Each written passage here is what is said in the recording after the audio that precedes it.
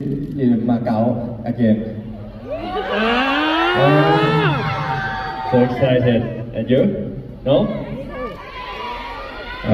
Let me check. You are ready? Ready?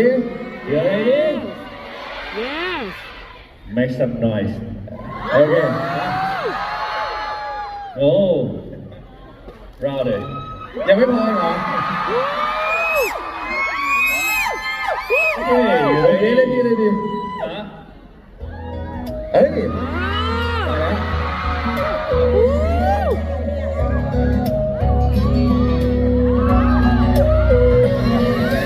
วันที่เราได้รู้จักกันไม่รู้ว่าตอนนั้นเธอไปอยู่ที่ไหนอาจมีช่วงหนึ่งที่เธอนั้นเคยรักใครและฉันก็ยังได้เพียงแค่ตามหา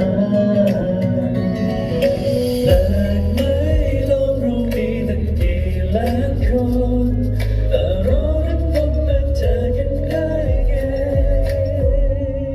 ขอบคุณอะไรก็ตามที่ทำให้ฉันพบเธอขอบคุณอะไรที่พาให้เธอได้มารักกันเป็นเรื่องบังเอิญที่ดีที่สุดที่เกิดกับฉันสงสัยว่าโลกอยากให้เรารักกันเลยพาให้ฉันมาเจอเธอ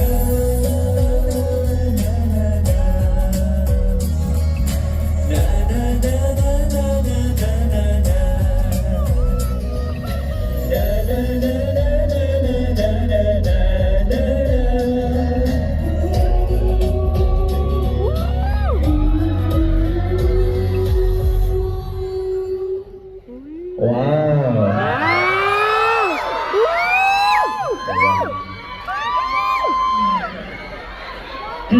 อ้าวแค่นี้เหรอ ไต่ก้าโฮ